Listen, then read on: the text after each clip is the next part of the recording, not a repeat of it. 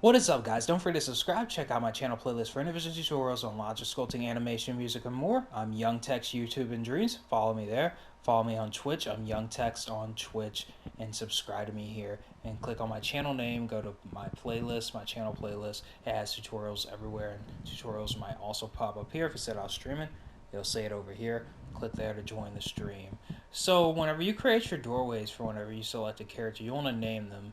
So this right here is if we selected the Sackboy to play as, then it would take us to the stage with the Sackboy, or if it's a two-player fighter, it would take us to a stage where what you would want to do is, let's say player 2 selects his character, and then player 1 selects their character. You want to name the doorway for when those two characters battle, and then lead it to that stage connected to that fighting game stage level that you created with just those two fighters. This right here indicates we have our fighter robot selected, and it would take us to there if we were to have pressed X and be hovered above it. And this right here is the character select screen. So let's begin. Check out my how to make main menus and UI tutorial for more information on menu-like tutorials. So let's actually back out. We'll save this. You'll probably want to save it something better than I'm about to save it. And here is our actual character select screen. So what it looks like. So before we even get into the logic, notice how the names are big for each character. This will make it to where when the people playing don't have to, like, search for it, which is good. You want things with UIs to be very simple. So you don't want a little play button right here, so start game button right here, and a giant quit game button right here. It's counterintuitive, and it's just bad UI design. This right here is good UI design, at least in my opinion. I made this in like 10 minutes. I'm using shapes, so we use the blue shape and the pink shape. The reason we use those two colors is because it really helps the character pop out.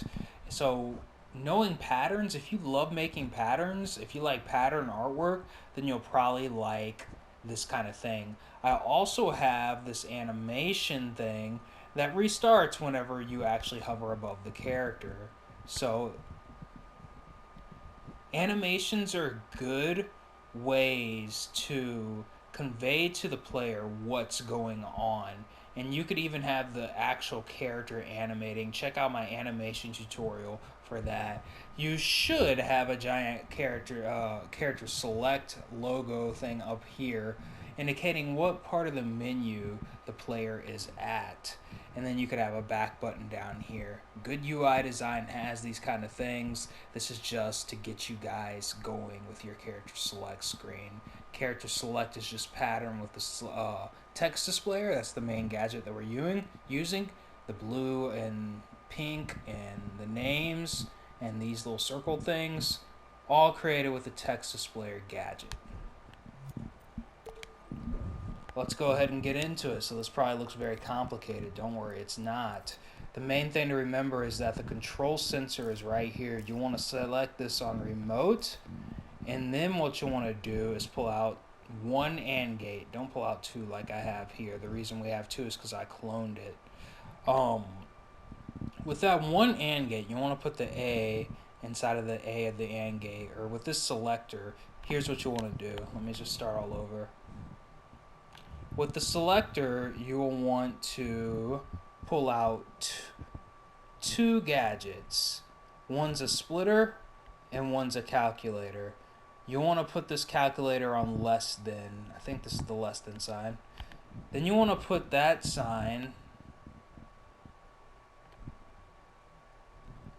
inside of move to next output. So I'm going to press L1 and X real quick. We are on the greater than sign. So this is the greater than side that moves to next output. The less than side moves to previous output. Now I might have these two mixed up because I quickly did it, so mess around with it. Especially if you have more than one characters, you want more than two characters, you want this to work right. So if I have it mixed up, the greater than and less than side, just mess around with it because these could be mixed up. Outside of that, these are your character select options. So A is the Sackboy, B is the fighter, C and D and all the other options, and you can have more than this. You can use more than one selector. You can make more characters to select. Whenever A is selected, a timeline plays, or not a timeline, an action recorder. The action recorder is actually the thing that's making the circle-y bubble thing move. So I just recorded with the action recorder, that circle-y bubble thing moving. The screen, the black layout back here, is actually just the sun and sky gadget with these settings. You can copy them as you please. Pause the video if you need to.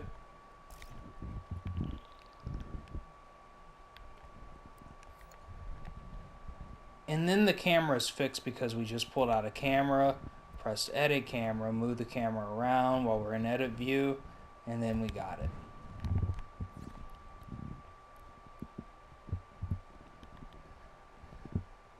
So the splitter, the left analog stick is inside of the splitter's input on both of these. The up and down is on the A on both of these. From the splitter to the A, from the splitter to the A. The result inside of move to next output. And the control sensor is on remote.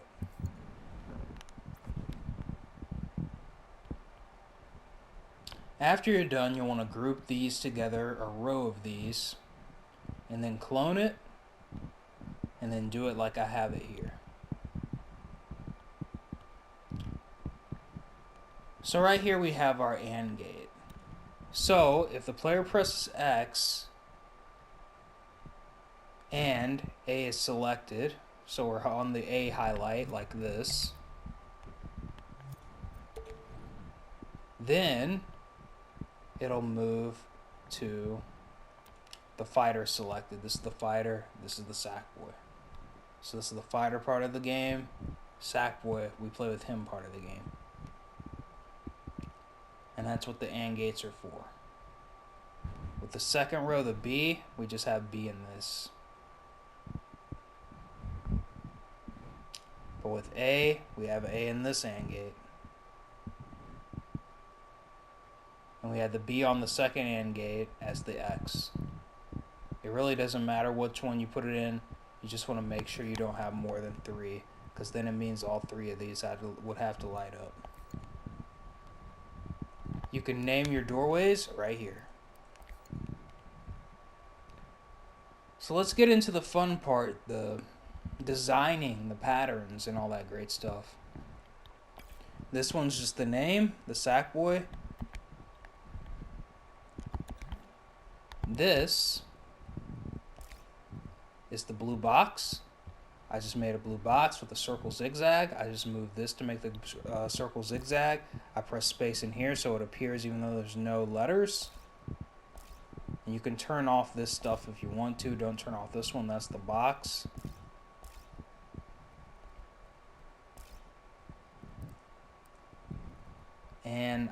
And sometimes you can turn it off of auto fit. But the thing to remember is that if you want your text boxes in scene, you'll have to press this. And how I got the blue on top of the pink is I just put it on top of the pink by grabbing it. If it wasn't in scene, how you would put it on top is by making it sort in order, by making the order higher.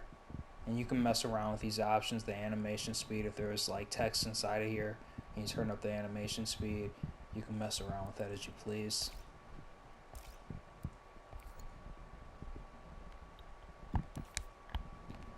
So this text box is the pink text box that lights up whenever you hover above it. That's because the A of the selector is inside of the glow for this one, and the B of the selector is inside of the glow for that one. Then you can mess around with the settings as you please. Don't forget to put space in here. And you can actually action record this stuff right here, or you can use a keyframe, and you could plug. So like if we were hovered and selected on A, you could have an action recorder or a keyframe change these dials if you wanted to. You could also have the A hooked into a timeline that animates the character if you want to do some more impressive stuff.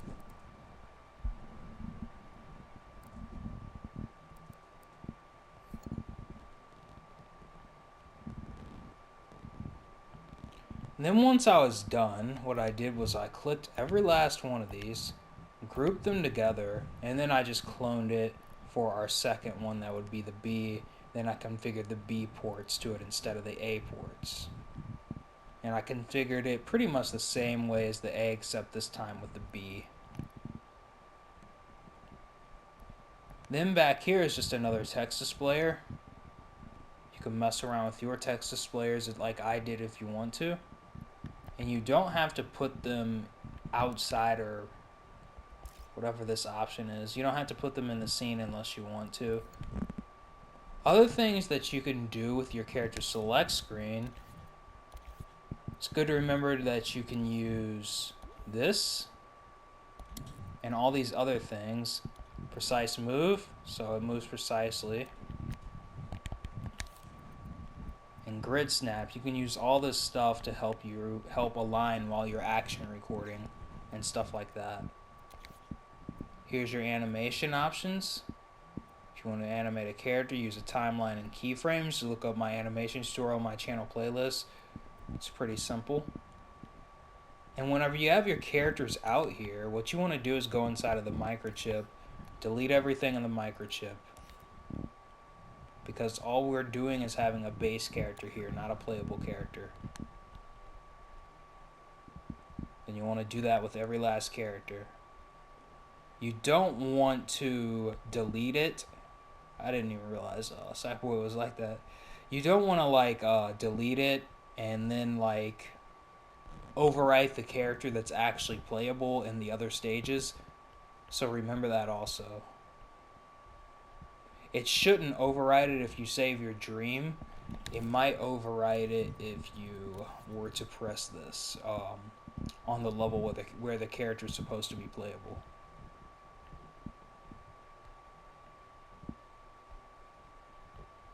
Here's how you can save a character as, to where you can put it in a level select screen, and then delete everything in the microchip.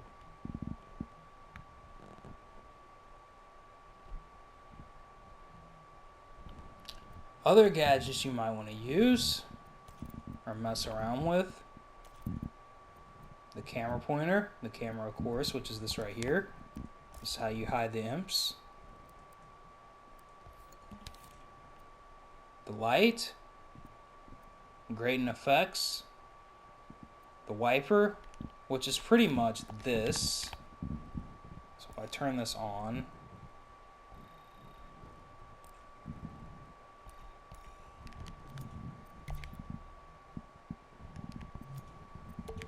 so you can mess around with that.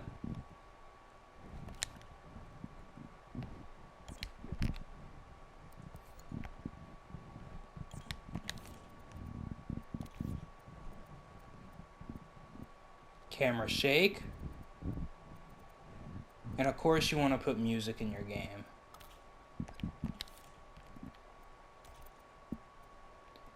You can have keyframes switch to different cameras. So let's say we wanted a character select screen that also had our level select screen in it.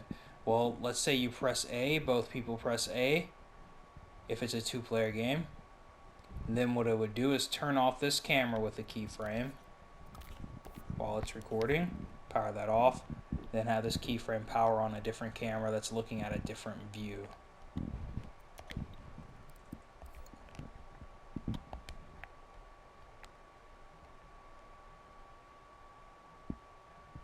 And one more time, I'm going to explain the splitter and calculator and the A and B on the left side, just in case you guys were confused because of the way I explained it earlier. Basically, The left is in the power is in the input of the of one splitter, and then also in the input of the other splitter. So if I was to go up and down, then if I'm going up, it'll be negative.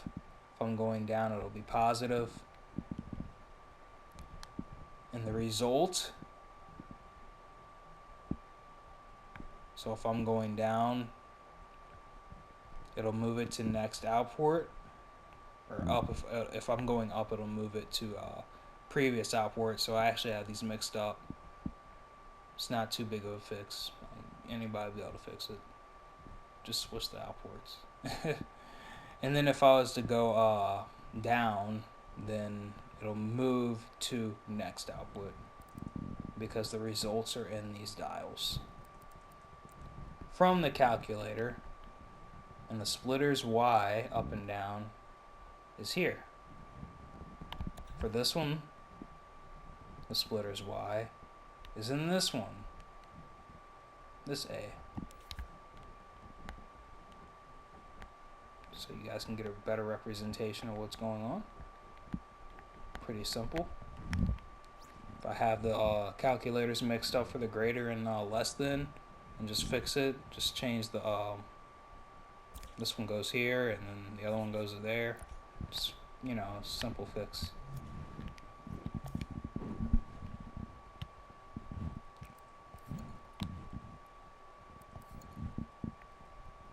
And then put this on remote so you don't have to be possessed, so this doesn't have to be possessed in order to use it. If you're using a camera pointer, it usually uses this the camera settings in here. So if this is on remote, it won't use this, I don't think.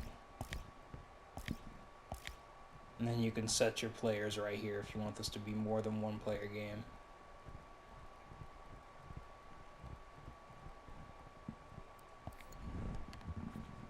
If you make it more than one player, you would put it all in this, well no. I had to make another tutorial for that, for two people on the same, you know, screen. What you would probably want to do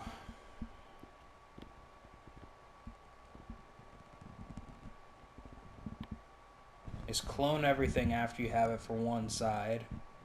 So all your characters on one side, then make it on the other side.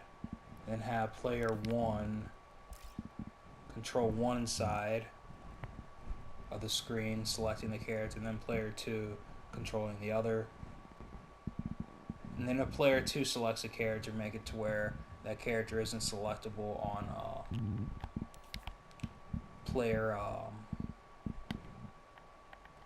1 if they haven't selected the character. If player 2 selects it.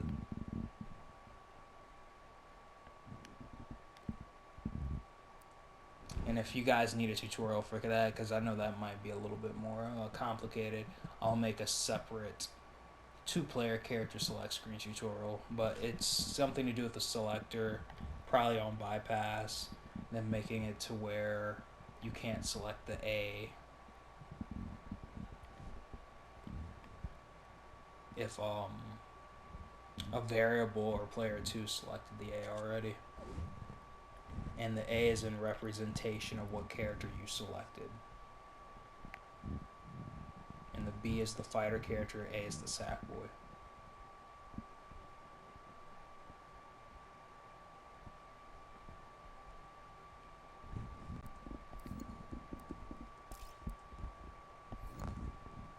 So I hope this explains it. Outside of what we've been talking about, it's really just design and making it as simple as possible for the player to know how to do things and make what they want to do actions that correlate to them going to the next part of the game.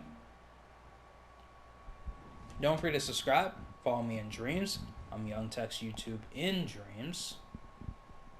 Young Text on Twitch. And Young Text on YouTube. It's a game that I'm working on.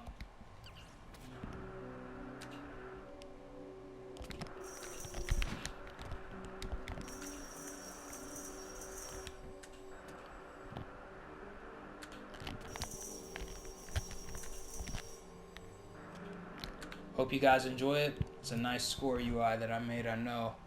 Make your UIs dope like that, guys. I think I didn't actually explain the bubbles. Did I explain the bubbles? I think I did, but just in case, I action recorded these bubbles right here. You can grab the bubbles pretty easy with an action recorder. It should be a dot somewhere, and you can get the bubbles to appear after you press space in there, and go in here and turn that up to whichever bubble that you want to appear. Then you can action record it by grabbing this dot after you restart recording with L1 and X on it. Whoops, I accidentally retook it, not saving. Alright guys, peace out.